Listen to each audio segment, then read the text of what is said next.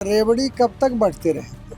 जब तक नहीं लेंगे तब तक कैसे मेंटेन कर पाएंगे? आखिर पैसा कहाँ से आएगा? और पब्लिक समझती है, वो लालू यादव वाली पब्लिक नहीं है, बहुत ही समझदार बिहार की जनता है, तभी तो इतना बड़ा मैंडेट दिया है।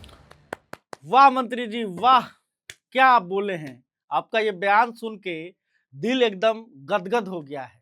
आप बिल्कुल ठीक कह रहे हैं मंत्री जी। रेवड़ी कब तक बढ़ती रहेगी? बिहार की जनता तो सालों से सड़कों पर फ्री में चल रही थी। यहाँ कौन गाड़ी खरीदते समय टैक्स देता है? कौन रोड टैक्स देता है? यहाँ तो पेट्रोल 50 रुपए लीटर मिलता है, कोई पूछता तक नहीं है। सरकार हमसे पेट्रोल और डीजल पर 1 रुपए भी टैक्स नहीं लेती है। गाड़ी का इंश्योरेंस कराते हैं तब भी टैक्स से राहत मिलता है। अब अगर आपने स्टेट हाईवे पर टोल टैक्स लगा ही दिया तो क्या गुनाह कर दिया? ये कौन सी बड़ी बात है? क्या फर्क पड़ जाता है इससे जनता को? आप मंत्री हैं, माननीय हैं। जनता ने एनडीए को छप्पर फाड़ बहुमत इसीलिए दिया है कि आप टोल वसूल करें और ऐसी सड़कें और पुल बनवाएं कि हिले तक नहीं। बिना टोल टैक्स के ही पुल बन रहे थे, इसलिए तो गिर जा रहे थे। विक्रमशिला सेतु भी शायद इसी वजह से गिर गया। जनता ने उस पर चलने के लिए टोल नहीं दिया था। भागलपुर अगुवानी पुल तो बनने से पहले ही 2-3 बार मुंह के बल गिर चुका है। शायद जनता को अब प्री टोल टैक्स भी दे देना चाहिए। अगर पुल कहीं पे बन रहा है तो पहले ही उसका टैक्स आपको वसूल लेना चाहिए। क्या मंत्री जी, हम सही कह रहे हैं ना? गलत तो नहीं कह रहे हैं ना? जनता को तो आपसे यानी कि मंत्रियों से सीखना चाहिए कि बिना रेवड़ी लिए कैसे जिंदगी जी जाती है। बेचारे आप यानी कि मंत्री जी पटना में रहने के लिए अपने ही जेब से 1-1 लाख रुपए किराया देते होंगे। हर रोज अपनी जेब से गाड़ी में तेल डलवाते होंगे। गार्डों की तनख्वाह भी खुद देते होंगे। ट्रेन और हवाई जहाज का टिकट भी अपनी जेब से खरीदते होंगे। बेचारे मंत्री बनने के बाद तो शायद खेत खलिहान आगे पीछे तक बेचना पड़ जाता होगा, है ना? एक पाई भी मुफ्त में नहीं लेते हैं आप लोग। सारी रेवड़ी तो जनता ही खा जा रही है, बचता कहाँ है आपके लिए? क्या मंत्री जी, हम सही कह रहे हैं ना? ये मत कहिएगा कि मतलब हम गलत हैं। लेकिन हाँ, ये सब गलत है। अब बोलेंगे तो बोलिएगा नहीं कि बोलता है। तो बता दें कि जनता कितना देती है और आप यानी कि मंत्री जी आप कितना रेवड़ी खाते हैं। तो करेज मजबूत करके आगे सुनिएगा। चलिए, रेवड़ी नहीं बट रही है। एक कार मालिक पहले ही हर साल औसतन 32,000 रुपए टैक्स देता है, अब 45,000 देगा। शायद मंत्री जी आप नए हैं, संभव है कि आपको वाहन मालिकों पर पहले से पड़ रहे टैक्स का पूरा हिसाब न बताया गया हो। लेकिन सवाल यह है कि क्या सचमुच वाहन मालिकों को आज तक रेवड़ी मिल रही थी? देखिए, जिस दिन कोई व्यक्ति कार, जीप, बस या ट्रक खरीदता है, उसी दिन से सरकार के पास उसका टैक्स का खाता खुल जाता है। मान लीजिए हमने यानी कि जनता ने 8 लाख रुपए की एक कार खरीदी। बिहार में हमको करीब 56,000 रुपए रोड टैक्स एक मुश्त यानी कि एक साथ देना पड़ता है।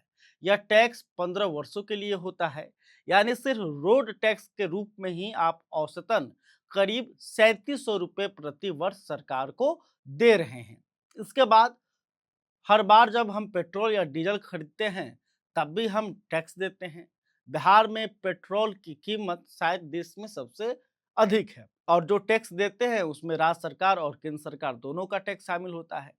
मान लीजिए हमारी कार साल में 10,000 किलोमीटर चलती है और उसका औसत माइलेज 16 किलोमीटर प्रति लीटर है। ऐसे में साल भर में हमने लगभग 625 से 630 लीटर पेट्रोल की खपत कर ली।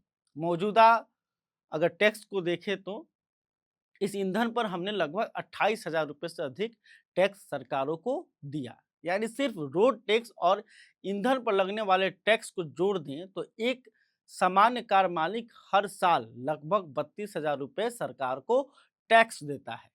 अब यदि राज्य सरकार स्टेट हाईवे पर भी टोल टैक्स लागू करती है और उसका सालाना भार लगभग 12,500 रुपये बैठता है तो एक कार मालिक का कुल वार्षिक टैक्स बोझ बढ़कर करीब 45,000 रुपये हो जाएगा। सरकार को टैक्स लगाने का संवैधानिक अधिकार है। यदि बेहतर सड़कें बनाने और उनके रखरखाव के लिए अतिरिक्त संसाधनों की जरूरत है तो सरकार अपना पक्ष रख सकती है। लेकिन पहले से भारी कर भुगतान करने वाले वाहन मालिकों के लिए ये कहना कि रेवड़ी बढ़ रही थी, शायद यह बकवास ही होगा। बहुमत जनता ने दिया है, टैक्स भी जनता ही देती है, इसलिए नई कर व्यवस्था का औचित्य तथ्य और पारदर्शिता के साथ समझाया जाना चाहिए, न कि उसे रेवड़ी कहकर। अब थोड़ा मंत्री जी अपने गिरेबान में झांक लीजिए। आप कितना टैक्स देते हैं, रेवड़ी कौन खाता है, यह भी पता चल जाएगा। तो देखिए,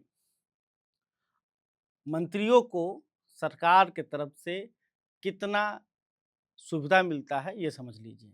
अगर इनका अनुमानित मासिक सरकारी खर्च, वेतन और भत्ता जोड़ लें तो 1.5 से 2 लाख रुपया होता है, जिसमें सरकारी बंगला, उसका रखरखाव, मरम्मत, स्टाफ का खर्च होता है। 1 से 3 लाख रुपया खर्च सरकार इनके ऊपर इनके सरकारी वाहन के लिए करती है, उसके साथ ड्राइवर मिलता है और पेट्रोल डीजल का भी पैसा इनको मिलता है और उसका रखरखाव का खर्चा भी सरकार इनको देती है। इसके अलावा सुरक्षा पर सरकार जो है 80,000 से लेकर 1.5 लाख रुपया खर्च करती है। सुरक्षा में गार्ड शामिल होता है, एस्कॉर्ट शामिल होता है और पुलिस बल होते हैं।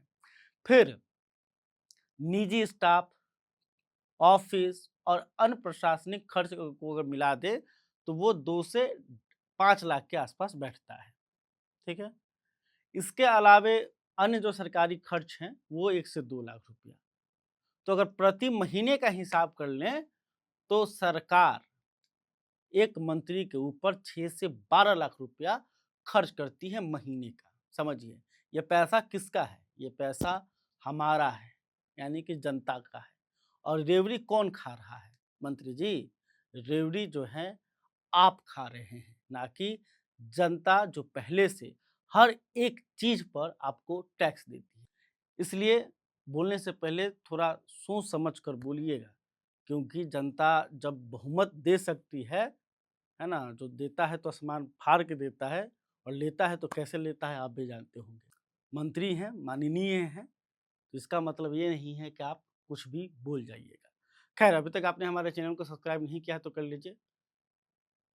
मंत्री, माननीय मंत्री को लेकर आप क्या सोचते हैं? माननीय मंत्री का परिचय दे देते हैं। ये इंजीनियर शैलेंद्र हैं, पथ निर्माण के मंत्री हैं। अब खबर इसलिए हुआ है क्योंकि बिहार सरकार ने ये फैसला लिया है कि स्टेट हाईवे पर अब टोल टैक्स लगाया जाएगा। इसके अलावा बिहार सरकार का जो पुल है उस पर भी अब चलने के लिए आपको टैक्स देना पड़ेगा। यही सवाल इनसे पूछा गया था, तब इन्होंने ये कहा था कि रेवड़ी कब तक बढ़ती रहेगी और लोग समझदार है, इसलिए वो टोल टैक्स दे देंगे। जबकि इसका विरोध बड़े स्तर पर हो रहा है, खास करके जो ट्रांसपोर्ट के संचालक हैं वो काफ़ी नाराज हैं। आम जनता जो सड़कों पर चलती है वो भी परेशान है इस फैसले से। लेकिन मंत्री जी जो हैं अलग जोन में दिखाई दे रहे हैं। खैर, इस वीडियो को यहीं पर हम खत्म करते हैं। बहुत बहुत धन्यवाद।